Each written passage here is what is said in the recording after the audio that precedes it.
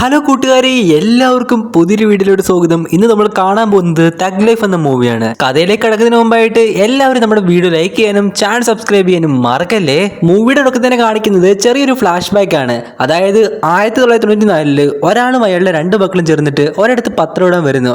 ആൺകുട്ടിയുടെ പേര് അമരൻ എന്നും പെൺകുട്ടിയുടെ പേര് ചന്ദ്ര എന്നുമായിരുന്നു. ഇവര് പത്രം ഇടാൻ വരുന്ന ആ ഒരു ബിൽഡിങ്ങിലേക്കായിരുന്നു ഗ്യാങ്സ്റ്റർ ആയിട്ടുള്ള നമ്മുടെ നായകൻ ശക്തിവേലും അയാളുടെ സഹോദരൻ മാണിക്കും കൂട്ടാളികളായ കുറച്ച് പേരും ഇവിടെ ഒളിച്ചിരിക്കുന്നത്. ഇവരിവിടെ ഉണ്ടെന്നുള്ള വിവരം കേട്ടിട്ട് പോലീസുകാർ ഇവരെ പിടിക്കാൻ വേണ്ടിയിട്ട് ഇങ്ങോട്ടേക്ക് വരുന്നുണ്ട്. ശക്തിവേലിന്റെ കൂടെയുള്ള മറ്റാൾക്കാരുടെ പേര് പത്രോസ് എന്നും അൻപരാജും എന്നുമായിരുന്നു. ശക്തിവേലിനെ പോലെ മറ്റൊരു ഗ്യാങ്സ്റ്റർ ആയിരുന്നു സദാനന്ദൻ എന്ന് പറയുന്ന ഈ ഒരാള്. ഇവർ രണ്ടുപേരും തമ്മിൽ കുറെ കാലമായിട്ട് പ്രശ്നങ്ങളുണ്ട്.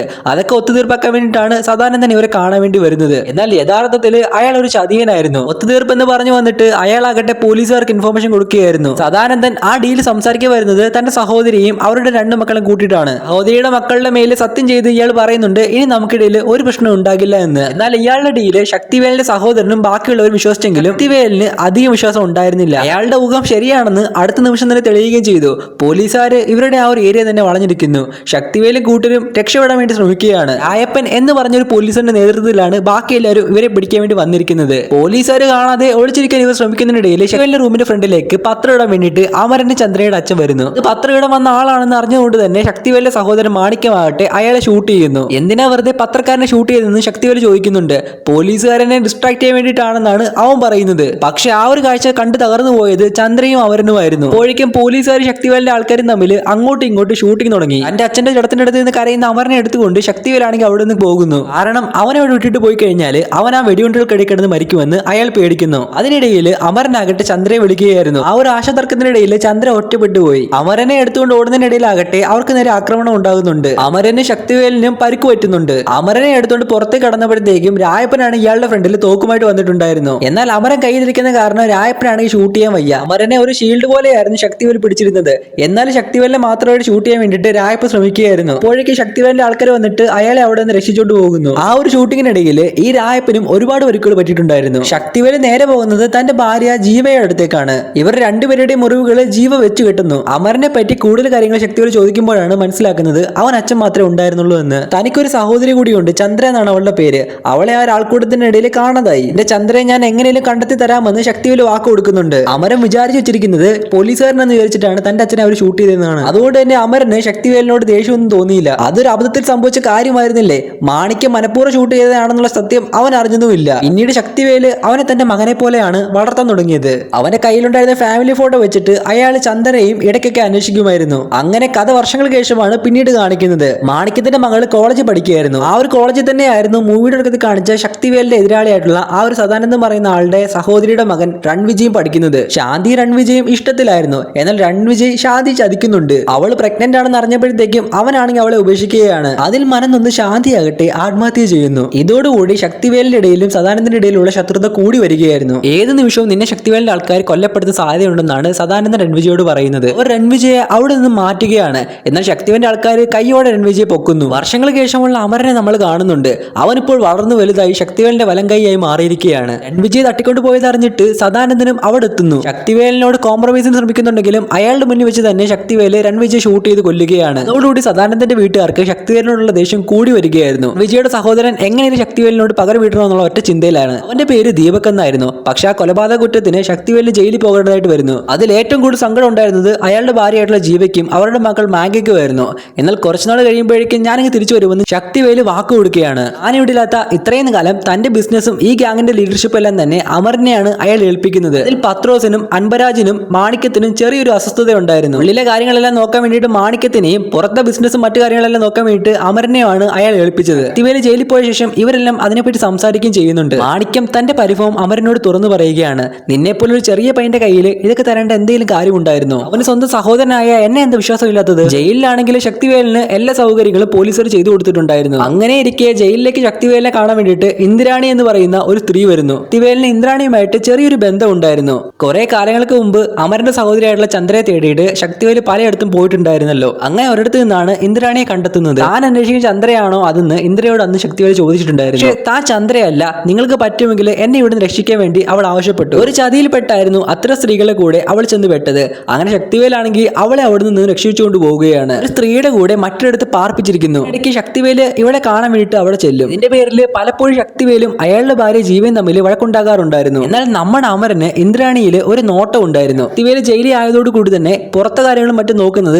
അമരനും കൂട്ടുകാരും ആയിരുന്നല്ലോ. അതിനിടയ്ക്ക് അവനെ കാണാൻ വേണ്ടിയിട്ട് സദാനന്ദം വരുന്നു. അയാൾ ഈ ഗാങ്സ്റ്റർ പണിയെല്ലാം വിട്ടിട്ട് പൊളിറ്റിക്സിലേക്ക് ഇറങ്ങാൻ വേണ്ടി ഇരിക്കുകയാണ്. അതുകൊണ്ട് തന്നെ അയാളുടെ ടെറിട്ടറി മുഴുവൻ ശക്തിവേലിനും കൂട്ടുകാർക്ക് നൽകാൻ അയാൾ തയ്യാറായിരുന്നു. കിട്ടുന്നതിൽ നിന്നും ഒരു 30% ലാഭം അയാൾ കൊടുത്താൽ മതിയായിരുന്നു. ഒരു ഡീലിനൊക്കെ ഓക്കെ പറയുകയാണെന്നുണ്ടെങ്കിൽ ശക്തിവേലിനെ ജയിലിൽ നിന്ന് പുറത്തിറക്കാനും അയാൾ സഹായിക്കും. അമരൻ ഇതിനെപ്പറ്റി ശക്തിവേലിനോട് പറഞ്ഞെങ്കിലും അയാൾ ഇതിനെപ്പറ്റി ഒന്നും സമ്മതം മൂളിയിട്ടുണ്ടായിരുന്നില്ല. പക്ഷെ അമരനാണെങ്കിൽ ഓൾറെഡി തന്നെ അയാൾക്ക് കൈ കൊടുത്തിട്ടുണ്ടായിരുന്നു. അതോടുകൂടി ശക്തിവേലിനെ ജയിലിൽ നിന്ന് ഇറക്കാനുള്ള പരിപാടി അവർ നോക്കുന്നുണ്ട്. അതിനിടയ്ക്ക് ശക്തിവേലിന്റെ മകൾ മാങ്കയാകട്ടെ അയാളുടെ കൂടെ ശിവഗുരു എന്ന് പറയുന്ന ആളുടെ മകനുമായിട്ട് പ്രണയത്തിലായി. തങ്ങളുടെ വിവാഹം അച്ഛൻ ജയിലിൽ നിന്ന് ഇറങ്ങുന്നതിന് മുമ്പ് നടത്തണമെന്നാണ് അവർ അമരനോട് പറയുന്നത്. കാരണം ജാതിയുടെ പേര് വെച്ചിട്ട് പലപ്പോഴും അച്ഛൻ തങ്ങളുടെ വിവാഹത്തിന് സമ്മതിക്കത്തില്ല. താൻ എന്തെങ്കിലും വഴി കണ്ടെത്താമെന്ന് അമരൻ അവർക്ക് വാക്ക് കൊടുക്കുന്നു. അങ്ങനെ ജയിൽ മോചിതനായിട്ടുള്ള ശക്തിവേലാകട്ടെ നേരെ ജീവിയുടെ അടുത്തേക്ക് പോകാതെ ഇന്ദ്രാണിയുടെ അടുത്തേക്കാണ് പോകുന്നത്. അവിടെ എത്തി അവളുടെ കൂടെ ഒരാഴ്ച ചെലവഴിച്ചിട്ടാണ് അയാൾ തിരിച്ച് വീട്ടിലേക്ക് എത്തുന്നത്. പക്ഷേ ഈ വിവരം ഓൾറെഡി തന്നെ അറിഞ്ഞിട്ട് ജീവയാകട്ടെ അയാളോട് ദേഷ്യത്തിലായിരുന്നു. ശക്തിവേല് വീട്ടിലെത്തുമ്പോഴാകട്ടെ ജീവ അവിടെ ഉണ്ടായിരുന്നില്ല.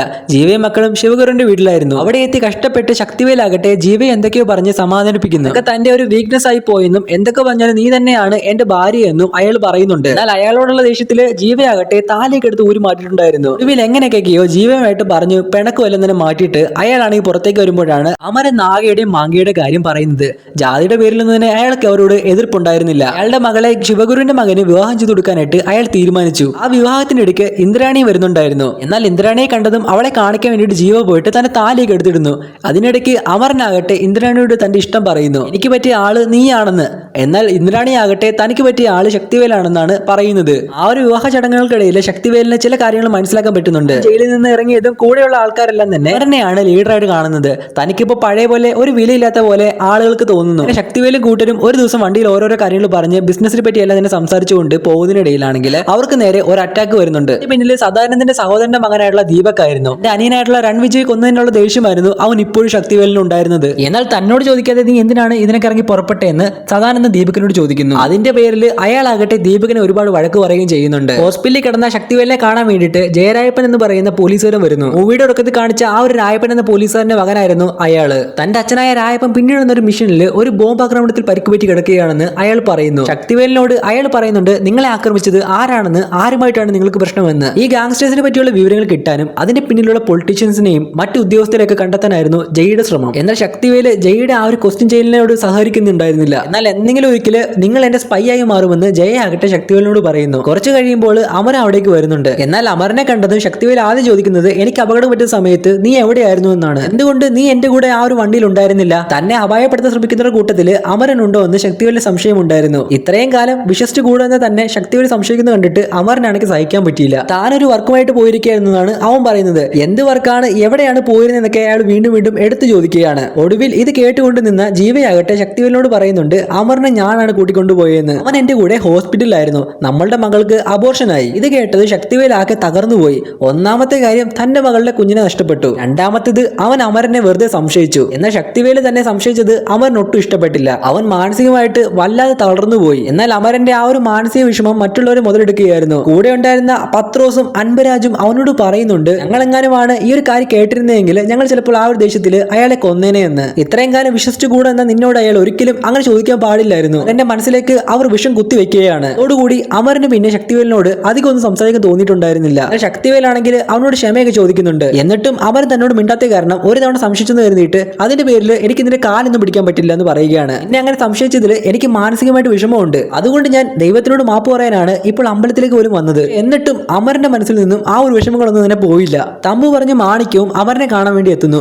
അവൻ ശക്തിവേലിനോട് തോന്നിയ ആ ഒരു പരിഭവം ഉണ്ടല്ലോ അവർ മുതലെടുക്കുകയാണ്. അമരനെ ഇവരെ കൂട്ടത്തിൽ ചേർത്തിട്ട് ശക്തിവേലിനെ കൊന്ന് ആ ഒരു സ്ഥാനത്തേക്ക് അമരനെ കൊണ്ടുവരാനാണ് അവർ തീരുമാനിക്കുന്നത്. കാരണം ഇത്രയും കാലം ശക്തിവേലിന്റെ ചേട്ടനായിരുന്നിട്ടും ശക്തിവേല് അനുസരിച്ചുള്ള ഒരു സ്ഥാനമോ ഒരു പവറോ ഒന്നും തന്നെ മാണിക്യത്തിന് കൊടുത്തില്ല ഉള്ള ഒരു പരാതി അയാളുടെ മനസ്സിലുണ്ടായിരുന്നു. അമരനെ തങ്ങളുടെ കൂടെ നിർത്താൻ വേണ്ടിയിട്ട് ഒരു കള്ളം കൂടി ഇവർ പറയുന്നുണ്ട്. അച്ഛൻ മരിച്ചത് ഒരു അബദ്ധമായിരുന്നില്ല, മനഃപൂർവ്വ ശക്തിവേല് അയാളെ കൊല്ലുകയായിരുന്നു. പോലീസുകാർ മിഷനുമായിട്ട് അവിടെ വന്ന സമയത്ത് വെക്കുന്നത് പത്രമുള്ള ആളാണെന്ന് അറിഞ്ഞുകൊണ്ട് തന്നെയാണ് ശക്തിവേല് ഷൂട്ട് ചെയ്തത്. പോലീസുകാരെ ശ്രദ്ധ തിരിക്കാൻ വേണ്ടിയിട്ട് മാണിക്കുമായിരുന്നു അത് ചെയ്തത്. ഇവരതെല്ലാം തന്നെ ശക്തിവേലിന്റെ മേലിൽ കൊണ്ടിടുന്നു. അതോടുകൂടി അമരനാണെങ്കിൽ ശക്തിവേലിനുള്ള ദേഷ്യം കൂടി വരികയാണ്. ഒടുവിൽ ഇവരെല്ലാം കൂടി ചേർന്നിട്ട് ശക്തിവേലിനെ കൊല്ലാൻ വേണ്ടി പ്ലാൻ ഇടുന്നു. കുറച്ചുനാൾ കഴിഞ്ഞിട്ട് ഇവർക്കെല്ലാവർക്കും നേപ്പാളിലേക്ക് എന്തോ ബിസിനസ് ആവശ്യമായിട്ട് പോകണമായിരുന്നു. ആ ഒരു യാത്രയിൽ ഇവരെല്ലാം ചേർന്നിട്ട് ശക്തിവേലിനെ ആക്രമിക്കുകയാണ്. പറയുകയാണ്. അയാൾക്ക് അത് വിശ്വസിക്കാൻ പോലും സാധിച്ചിട്ടുണ്ടായിരുന്നില്ല. അമരനും ഇവരുടെ കൂടെ ചേർന്നിട്ട് തന്നെ ആക്രമിക്കുമെന്ന് അയാൾ സ്വപ്നത്തിൽ പോലും കരുതിയില്ല. അയാളുടെ ശരീരത്തിലേക്ക് ഇവർ 2 തവണ വെടിയുതിർക്കുന്നു. എന്നിട്ട് ഒരു വലിയ മലയിൽ നിന്ന് താഴേക്ക് തള്ളിയിടുന്നു. അയാൾ മരിച്ചെന്ന് വിശ്വസിച്ച് എല്ലാവരും തിരിച്ചുപോയി. അയാളുടെ മരണശേഷം അയാളുടെ സ്ഥാനം അവരൻ ഏറ്റെടുക്കുകയാണ്. അയാൾ നേരെ പോകുന്നത് ഇന്ദ്രാണിയുടെ അടുത്തേക്കാണ്. ശക്തിവേലൊക്കെ ഇല്ലാതായി. നിനക്ക് 2 ഓപ്ഷൻസ് ഉണ്ട്. ഒന്നെങ്കിൽ നിനക്ക് പഴയ ലൈഫിലേക്ക് തിരിച്ചു പോകാം, അല്ലെങ്കിൽ നിനക്ക് എന്റെ കൂടെ വരാം. ഇനി മുതൽ ആ സ്ഥാനം തനിക്കായിരിക്കുമെന്ന്. ഒട്ടും മനസ്സോടെ ഇന്ദ്രാണിക്കാണെങ്കിൽ അമരന്റെ കൂടെ പോകേണ്ടി വരുന്നു. മഴയുള്ള ഒരു മഞ്ഞുകുണയിലേക്കാണ് ഇയാൾ പോയി വീഴുന്നത്. ശക്തിവേലിന് എന്ത് സംഭവിച്ചെന്ന് അറിയാൻ വേണ്ടിയിട്ട് അയാളുടെ ആൾക്കാർ എല്ലാം തന്നെ ബഹളം ഉണ്ടാക്കിയിരുന്നു. ഒടുവിൽ അമരൻ തുറന്നു പറയുന്നുണ്ട് താൻ തന്നെയാണ് ശക്തിവേലിനെ കൊന്നതെന്ന്. ഒരുപാട് ആൾക്കാർക്ക് അതിൽ എതിർപ്പുണ്ടായിരുന്നു. പക്ഷെ അവനെ പേടിച്ചിട്ട് ആരും ഒന്നും പറഞ്ഞില്ല. എന്നാൽ ഇവരൊന്നും വിചാരിച്ച പോലെ ശക്തിവേലി മരിച്ചിട്ടുണ്ടായിരുന്നില്ല. ഈവൻ ബാക്കിയുണ്ടായിരുന്ന അയാൾ എങ്ങനെയൊക്കെയോ നടന്ന് അടുത്തുള്ള ഒരു മോണസ്ട്രിയിലേക്ക് എത്തി. ഇവിടെ ഉണ്ടായിരുന്ന സന്യാസിമാര് അയാളെ ശുശ്രൂഷിക്കുകയും വേണ്ട ആൾക്കാരിൽ നിന്ന് ചില ആയോധന വിദ്യകളൊക്കെ പഠിക്കുകയും ചെയ്യുന്നു. അങ്ങനെ 2 വർഷത്തോളം കടന്നുപോയി. 2 വർഷത്തിന് ശേഷം പല വിദ്യകളും പഠിച്ച് തന്റെ ആരോഗ്യം വീണ്ടെടുത്ത് അയാൾ വീണ്ടും നാട്ടിലേക്ക് തിരിച്ചെത്തുകയാണ്. തന്നെ ഉപദ്രവിച്ച എല്ലാവരോടും പകരം ചെയ്യാനായിരുന്നു അയാളുടെ തീരുമാനം. ഇടയ്ക്ക് വീണ്ടും നമ്മളെ ജയ് എന്ന് പറയുന്ന ആ ഒരു പോലീസുകാരനെ കാണിക്കുന്നുണ്ട്. അയാളുടെ അച്ഛനാകട്ടെ എപ്പോ വേണമെങ്കിലും മരിക്കാമെന്ന ആ ഒരു കണ്ടീഷനിലാണ്. ജയയുടെ ഭാര്യയായിരുന്നു ഡോക്ടർ അന്ന. ജയയും അന്നയും തമ്മിൽ ഡിവോഴ്സ് ആയെങ്കിലും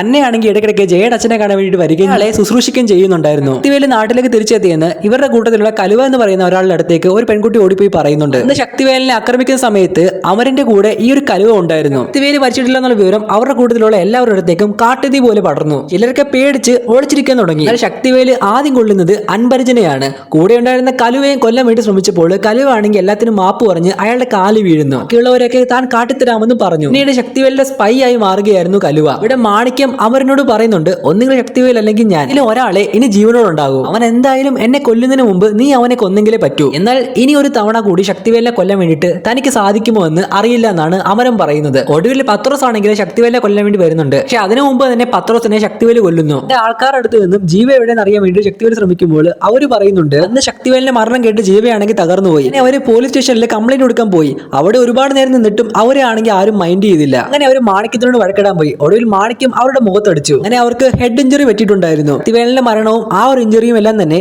അവരുടെ ഓർമ്മശക്തി നഷ്ടപ്പെടാൻ കാരണമായി. ഇപ്പോൾ അവള് മകൾ മാങ്കയുടെയും അവളുടെ ഭർത്താവിന്റെയും കുടുംബത്തിന്റെയും കൂടെയാണ്. ശക്തിവേലി നേരെ അവിടേക്ക് പോകുന്നുണ്ട്. അയാളെ കണ്ടിട്ട് മകൾ അയാളുടെ കാലിൽ വീഴുന്നുണ്ട്. ജീവയെ കാണാൻ ചെല്ലുമ്പോൾ ജീവയാകട്ടെ ശക്തിവേലിനെ തിരിച്ചറിയുന്ന പോലും ഉണ്ടായിരുന്നില്ല. നേരത്തേക്ക് ആദ്യം കാണുമ്പോഴേ ഡേ ശക്തിവേലി എന്ന് വിളിച്ചോണ്ടിരുന്നതാണ്. പക്ഷെ ഇപ്പോൾ ഇയാൾ ആരാണെന്ന് പോലും അവർക്കറിയില്ല. ശക്തിവേലിന്റെ മകള് മാങ്കയാകട്ടെ തന്റെ മകൻ ഇട്ടിരുന്ന പേരും ശക്തിവേലി തന്നെയായിരുന്നു. ഇവിടെ അമരനും കൂട്ടുകാരും ശക്തിവേലിനെ കൊല്ലുന്ന കാര്യം സംസാരിക്കുന്നത് ഇന്ദ്രാണി കേൾക്കുന്നുണ്ട്. ശക്തിവേലി തിരിച്ചു വന്നതിൽ ഇന്ദ്രാണിക്ക് സന്തോഷം ഉണ്ടായിരുന്നു. പക്ഷെ ഇത്രയും കാലം ശക്തിവേലിന്റെ മാത്രമായിരുന്ന ഇന്ദ്രാണി നിർബന്ധപൂർവ്വം ആണെങ്കിലും അമരന്റെ കൂടെ ഇത്രയും കാലം ജീവിച്ചു. അതുകൊണ്ട് അവൾക്ക് ശക്തിവേലിന്റെ അടുത്തേക്ക് തിരിച്ചു പോകാനും വയ്യ. അവൾ ഇന്നും മനസ്സുകൊണ്ട് അമരനെ സ്നേഹിച്ചിട്ടുണ്ടായിരുന്നില്ല. എന്നാൽ അമരനാകട്ടെ ഭ്രാന്തമായിട്ട് അവളെ സ്നേഹിക്കുകയാണ്. ഇത്രയും കാലമായിട്ട് നിനക്ക് എന്നെ മനസ്സിലാക്കാൻ പറ്റുന്നില്ല എന്ന് അവർ ഇന്ദ്രാണിയോട് ചോദിക്കുന്നു. ഇനി നിനക്ക് അയാളുടെ അടുത്തേക്ക് തിരിച്ചു പോകാൻ ആഗ്രഹമെങ്കിൽ നീ പൊക്കോ. പക്ഷെ ഇന്ദ്രാണി പറയുന്നുണ്ട് ഒരു മൃഗത്തിന്റെ കൂടെ ഇത്രയും കാലം ഞാൻ ജീവിച്ചിട്ട് ഞാൻ എങ്ങനെയാണ് വീണ്ടും അയാളുടെ അടുത്തേക്ക് പോവുക എന്നാണ് പറയുന്നത്. അതിനുള്ള മനസ്സ് അവൾക്കുണ്ടായിരുന്നില്ല. ഇന്ദ്രാണി എവിടെയാണെന്ന് ഇന്ദ്രാണിയുടെ കൂട്ടുള്ള സ്ത്രീയുടെ അടുത്തുനിന്നും ശക്തിവേൽ അറിയുന്നു. അവിടെ നിന്നും അയാൾ തിരിച്ചറിഞ്ഞതും അയാളെ ആണെങ്കിൽ പോലീസുകാർ കസ്റ്റഡി എടുക്കുന്നു. അത് ജയ്യും സംഘവുമായിരുന്നു. ജയ് ആണെങ്കിൽ ശക്തിവേലിന്റെ കൂടെ ഒരു ഡീലിന് തയ്യാറാണ്. ശക്തിവേലിന്റെ ഗ്യാങ്ങിലെ എല്ലാവരെയും ജയ്ക്ക് ആവശ്യമുണ്ട്. അമരനെയും മാണിക്യത്തിനെയും എല്ലാവരും അയാൾക്ക് പിടിക്കണം. കൂടാതെ ഇവരുടെ ഗ്യാങ്സ്റ്റർ പരിപാടിയിൽ കയ്യിലുള്ള പൊളിറ്റീഷ്യൻസിനെയും മേലധികാരികളെല്ലാം തന്നെ വേണം. അതിനു വേണ്ടിയിട്ട് ശക്തിവേൽ ഇയാളെ സഹായിക്കണം. അതിന് പകരമായിട്ട് നിങ്ങൾക്ക് എന്ത് വേണമെന്ന് ചോദിക്കുമ്പോൾ ശക്തിവേൽ തനിക്ക് 48 മണിക്കൂറാണ് വേണ്ടതെന്ന് പറയുന്നു. 48 മണിക്കൂർ നിങ്ങളെ ഫ്രീ ആയിട്ട് വിട്ടു കഴിഞ്ഞാൽ അതിന് പകരമായിട്ട് എനിക്ക് ആവശ്യമുള്ളതൊക്കെ കിട്ടുമെന്ന് ചോദിക്കുന്നു. അതേ എന്ന് അയാൾ പറയുന്നു. ശരിക്കും ശക്തിവേലിന്റെ മനസ്സിലും ഇവരെ എല്ലാം തന്നെ കൊല്ലാനുള്ള പ്ലാൻ ആണെന്നുള്ള കാര്യം മനസ്സിലായിട്ടുണ്ടായിരുന്നു. അതുകൊണ്ട് താനായിട്ട് പ്രത്യേകിച്ച് ആരെയും കൊല്ലുകയോ പിടിക്കുകയോ വേണ്ട, ഇയാൾ തന്നെ എല്ലാവരെയും കൊന്നുകൊള്ളൂ. അതിനിടയ്ക്ക് ശക്തിവേലിന്റെ പണ്ടത്തെ എതിരാളി സദാനന്ദൻ മരിച്ചു പോകുന്നു. അയാൾക്ക് ഒരുപാട് വയസ്സായിട്ടുണ്ടായിരുന്നല്ലോ. അതിനിടയ്ക്ക് അയാളുടെ സഹോദരി തന്റെ മകൻ ദീപകനെ വിളിച്ച് സംസാരിക്കുന്നുണ്ട്. ഇത്രയും കാലം നിന്റെ പക വിട്ട് നിനക്ക് എതിരാളിയായി നിന്നിരുന്നത് സദാനന്ദനായിരുന്നല്ലോ. അയാൾ ഇപ്പോഴും മരിച്ചു.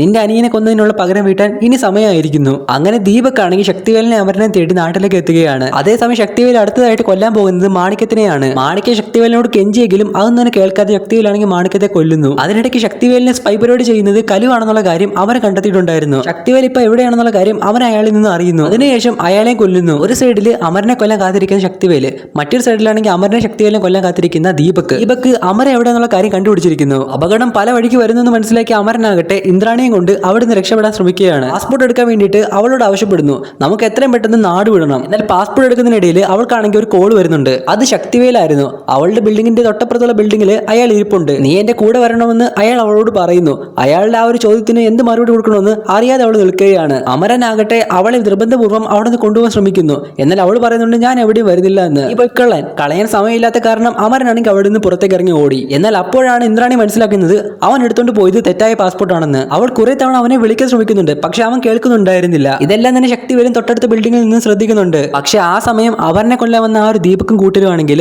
ആ ഒരു ബിൽഡിങ്ങിന് ബോംബിടുന്നു. ഒരു നിമിഷം കൊണ്ട് ആ ഒരു ബിൽഡിംഗ് ചാരമായി മാറി. രക്ഷപ്പെടാൻ ശ്രമിച്ചുകൊണ്ടിരുന്ന അവരനാകട്ടെ ഇത് കണ്ടിട്ട് തകർന്ന് അവിടെ തന്നെ നിൽക്കുകയാണ്. ശക്തിവേലും ആകെ തകർന്നു പോയി. അയാൾ ഓടി ഇന്ദ്രാണിയെ രക്ഷിക്കാൻ വേണ്ടിയിട്ട് ആ ഒരു ബിൽഡിംഗ് അടുത്തേക്ക് ഓടി പോകുന്നുണ്ട്. എന്നാൽ അയാൾക്കും അപകടം പറ്റുന്നുണ്ടായിരുന്നു. കെട്ടിടത്തിന്റെ ഒരു ഭാഗം അടർന്ന് അയാളുടെ ശരീരത്തിലേക്ക് വീഴുന്നു. ഇന്ദ്രാണി നഷ്ടപ്പെട്ട് കണ്ട് തകർന്നു നിന്ന അവരനാണെങ്കിൽ ദീപക്കും കൂട്ടരും വന്ന് തട്ടിക്കൊണ്ട് പോവുകയാണ്. അപ്പോഴേക്കും ജയും കൂട്ടരും അവിടേക്ക് വരുന്നുണ്ട്. അപകടത്തിൽ പെട്ടുകിടന്ന ശക്തിവേലിനെയും ജയും കൂട്ടരും രക്ഷിക്കുന്നുണ്ട്. ജയ് ശക്തിവേലിനെ നേരെ കൊണ്ടുപോകുന്നത് അന്നയുടെ അടുത്തേക്കായിരുന്നു. അന്ന അയാളുടെ മുറിവൊക്കെ വെച്ച് കെട്ടുന്നതിനിടയിൽ അവിടെ രായപ്പയുടെ ഫോട്ടോ ഇരിക്കുന്നത് അയാൾ കാണുന്നുണ്ട്. ശക്തിവേല് അയാളെ പറ്റിയൊക്കെ ചോദിക്കുന്നുണ്ട്. അന്ന അപ്പോൾ തന്നെ പറ്റിയും പറയുന്നു. പണ്ട് രായപ്പ കുറച്ച് ഗ്യാങ്സ്റ്റേഴ്സിനെ പിടിക്കാൻ വേണ്ടിയിട്ട് ഒരു കെട്ടിടത്തിലേക്ക് വന്നു. അവിടെ പത്രം ഇടുന്ന ജോലിയായിരുന്നു എന്റെ അച്ഛന്. ഞാനും അച്ഛനും ചേട്ടനും ചേർന്നിട്ടായിരുന്നു അന്ന് അവിടെ പത്രം ഇടാൻ വേണ്ടി പോയത്. അവിടെ ഉണ്ടായ വെടിവെപ്പില് എന്റെ അച്ഛൻ മരിച്ചു. എന്റെ ചേട്ടനെ കാണാതാവുകയും ചെയ്തു. അന്ന് എന്നെ രക്ഷിച്ചു കൊണ്ടുപോയത് ഈ ഒരു രായപ്പയാണ്. എന്നെ അവിടെ ഒരു കോൺവെന്റിൽ ചേർത്തിട്ട് പഠിപ്പിച്ചു. മെഡിസിൻ പഠിക്കാനുള്ള ഫീസൊക്കെ തന്നെ തന്നു. അതിനുശേഷം അയാളുടെ മകനായ ജയെ കൊണ്ട് എന്നെ വിവാഹം കഴിപ്പിക്കുകയും ചെയ്തു. ഇതെല്ലാം കേട്ട് ഞെട്ടിത്തെറിച്ചിരിക്കുകയായിരുന്നു നമ്മുടെ ശക്തിവേല്. അയാൾ ഇത്രയും കാലം അന്വേഷിച്ചുകൊണ്ടിരുന്ന അമരന്റെ സഹോദരി ചന്ദ്രയാണ് അയാളുടെ മുന്നിൽ ഇരിക്കുന്നത്.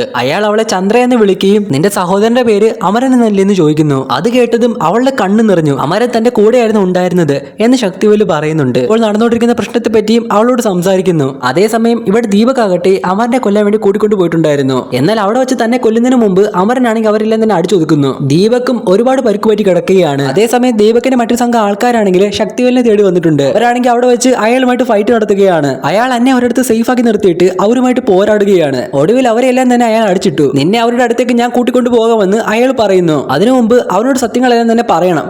അയാൾ അമരനെ കോൾ ചെയ്യുന്നുണ്ട്. നിനക്കെന്നെ കാണണമെങ്കിലും ചിലതൊക്കെ അറിയണമെങ്കിലും അന്ന് നിന്റെ അച്ഛൻ മരിച്ച അതേ കെട്ടിടത്തിലേക്ക് വരാൻ വേണ്ടി പറയുന്നു. വരാമെന്ന് അമരനും പറയുന്നു. അമരൻ ശക്തിവേലോട് ഫോണിൽ സംസാരിക്കുന്നതും ആ കെട്ടിടത്തിലേക്ക് പോകാമെന്ന് പറയുന്നതൊക്കെ തന്നെ അവിടെ അടികൊണ്ട് കിടക്കുന്ന ദീപകാണെങ്കിൽ കേൾക്കുന്നുണ്ടായിരുന്നു. ഒടുവിലെ കെട്ടിടത്തിലേക്ക് അവരെത്തിയപ്പോൾ അവിടെയാണ് ശക്തിവേൽ ഇരിപ്പുണ്ട്. ശക്തിവേലിനെ കൊല്ലാനുള്ള ദേഷ്യമായിട്ടാണ് അമരാണെങ്കിൽ അവിടേക്ക് എത്തുന്നത്. അങ്ങോട്ടും ഇങ്ങോട്ട് ഫൈറ്റ് നടക്കുകയാണ്. നിങ്ങൾ എന്തിനാണ് എന്റെ അച്ഛനെ കൊന്നതെന്നൊക്കെ അമർ ചോദിക്കുന്നുണ്ട്. അത് കേട്ടപ്പോൾ ശക്തിവേലിന് മനസ്സിലായി ഇവന് തെറ്റിദ്ധാരണയാണ് ഉള്ളത് എന്നുള്ള കാര്യം. എന്നോട് ആരാണ് ഇങ്ങനെയൊക്കെ പറഞ്ഞതെന്നാണ് ശക്തിവേൽ ചോദിക്കുന്നത്.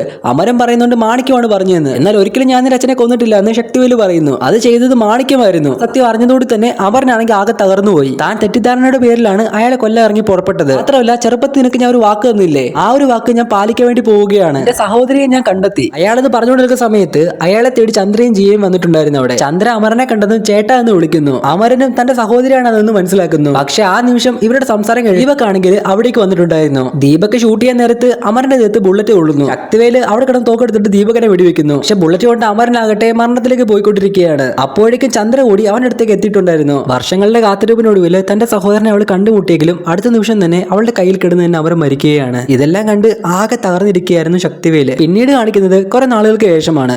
ശക്തിവേല് ഈ ഗ്യാങ്സ്റ്റർ ജോലിയെല്ലാം വിട്ടിട്ട് ഒരു ഗ്രാമത്തിൽ കൃഷിപ്പണിയായിട്ടൊക്കെ ജീവിക്കുകയാണ്. അയാളുടെ മകളും കൊച്ചുമകനും ഭാര്യയും എല്ലാം തന്നെ അവിടെ ഉണ്ടായിരുന്നു. ജീവയ്ക്കാണെങ്കിൽ ഇപ്പോഴും ശക്തിവേലിനെ തിരിച്ചറിയാൻ സാധിച്ചിട്ടില്ല. എന്നാൽ തന്റെ കൊച്ചുമകനെ ഇപ്പോഴും ഡേ ശക്തിവേൽ എന്ന് ജീവ വിളിക്കാറുണ്ടായിരുന്നു. തന്നെ അല്ലെങ്കിലും ആ വിളി കേട്ട് സന്തോഷിക്കുകയായിരുന്നു ശക്തിവേല്. അവിടെയാണ് ഈ ഒരു മൂവി അവസാനിക്കുന്നത്. അപ്പോൾ കൂട്ടുകാരെ, ഈ ഒരു മൂവിയുടെ സ്റ്റോറി എങ്ങനെ ഉണ്ടായിരുന്നു? നിങ്ങൾക്ക് ഇഷ്ടമായി? ഇഷ്ടപ്പെടുമെങ്കിൽ താഴെ കമന്റ് ചെയ്യാൻ മറക്കരുത്. മാത്രമല്ല ഇതുപോലുള്ള കൂടുതൽ മൂവി എക്സ്പ്ലനേഷൻ വീഡിയോകൾക്കായിട്ട് ഈ ചാനൽ സബ്സ്ക്രൈബ് ചെയ്യാനും മറക്കല്ലേ.